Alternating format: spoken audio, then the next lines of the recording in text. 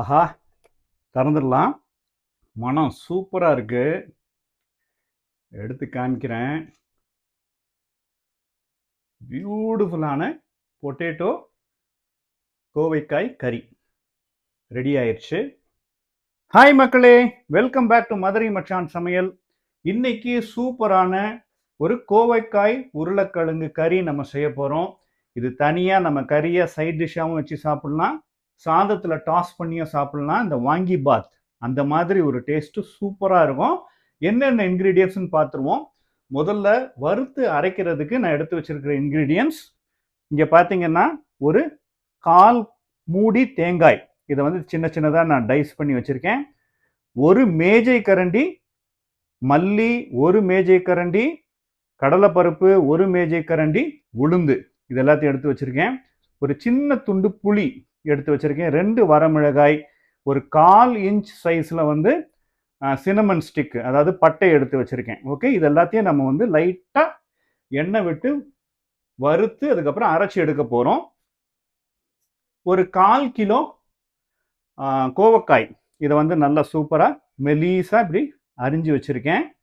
அதுக்கப்புறம் அதே அளவு பொட்டேட்டோ உருளை, இதையும் நான் வந்து மெல்லிசா அரிஞ்சு வச்சிருக்கேன். கருத்துறக்கூடாதுன்னு தண்ணியில போட்டு வச்சிருக்கேன்.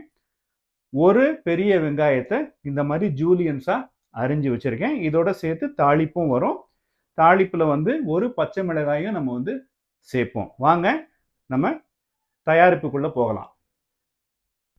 இப்போ வறுத்து அரைக்கிறதுக்கு நான் வந்து பேன் எடுத்து வச்சிட்டேன். ஃப்ளேம் ஆன் பண்ணிட்டேன்.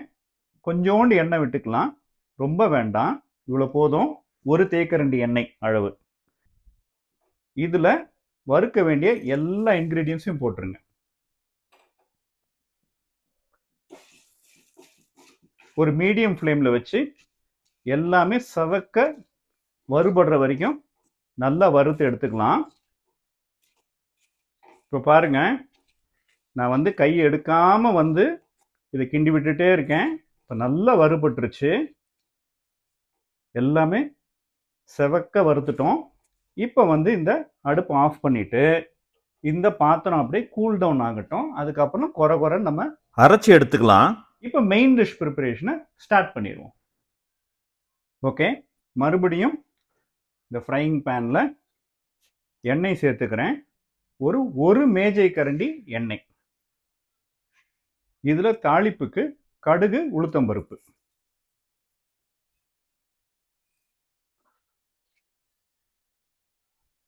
இப்போ அரிஞ்சு வச்சிருக்கிற அந்த வெங்காயத்தையும் ஒரு கொத்து கருவேப்பிலையும் நான் சேர்த்துட்டேன். இதை நல்லா சாட்டே பண்ணிடலாம். ஓகே, நல்ல கண்ணாடி பதம் வந்துருச்சு. இப்போ மசாலா சேர்த்துக்கலாம். ஒரு சிட்டிகை மஞ்சள் தூள். இதில் வேற எதுவுமே நம்ம சேர்க்க வேண்டாம். வறுத்து அரைக்கிற மசாலால எல்லா இன்கிரீடியன்ஸும் இருக்கு.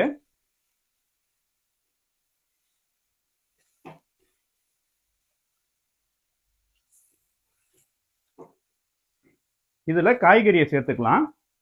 முதல்ல வந்து உருளைக்கிழங்கு சேர்த்துக்கோங்க. ஏன்னா உருளைக்கிழங்கு குக்கிங் டைம் ஜாஸ்தி.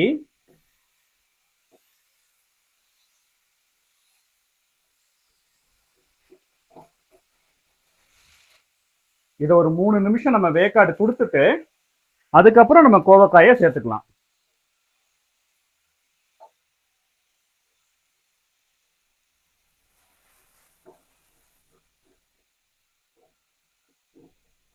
தண்ணியெல்லாம் ஆட் பண்ணாதீங்க. அப்படியே மூடி போட்டு ஒரு 3 மினிட்ஸ் சிம்ல வச்சு குக் பண்ணிருங்க.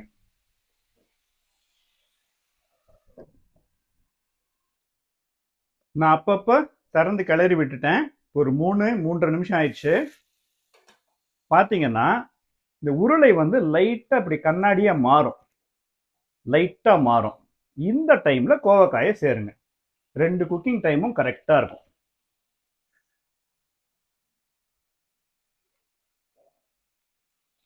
நல்லா கலந்து விட்டுக்கலாம்.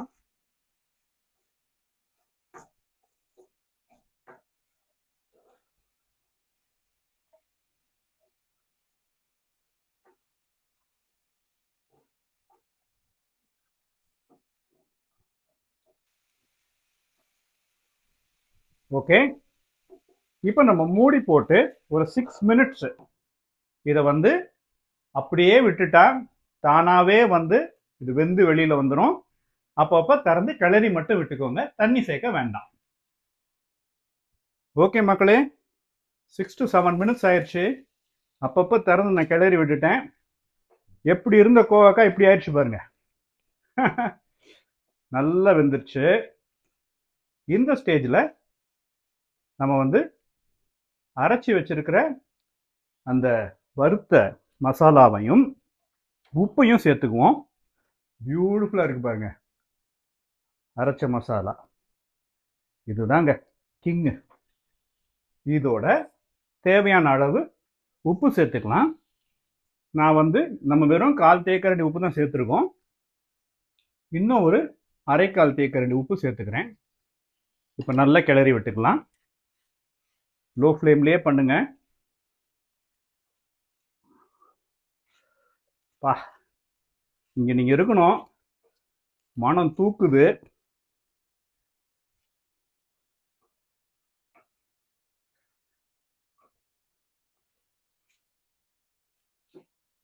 செம்ம பியூட்டிஃபுல்லாக இருக்கு. Oh my God, I can see where this is going. கொஞ்சோண்டு அந்த புளி அதோட மிச்ச வறுத்த காரியங்கள் எல்லாம் சேர்ந்து எப்படி வருது பாருங்க கறி.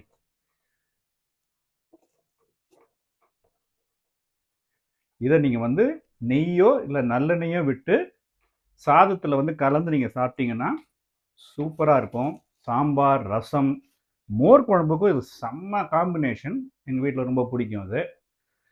கோவக்காய், நான் தான் கோவக்காய் பிரியன். என் வீட்டில் கேட்டு வாங்கிட்டு வர சொல்லுவேன். எல்லாமே நல்லா வெந்திருக்கு பாருங்க.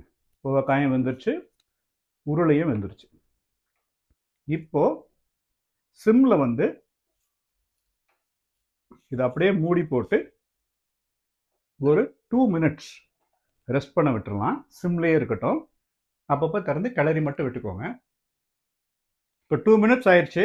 இந்த மசாலா எல்லாமே நல்லா கலந்துருச்சு. இப்போ ஆஃப் பண்ணி அப்படியே ஒரு 10 மினிட்ஸ் ரெஸ்ட் பண்ண விடுங்க. எல்லாமே சேர்ந்து வரும். அதுக்கப்புறம் நீங்கள் சாதத்தில் கலந்து சாப்பிட்டாலும் சரி, தனி கறியாக வச்சு சாப்பிட்டாலும் சரி, சூப்பராக இருக்கும் கைஸ். ஆஹா, திறந்துடலாம்.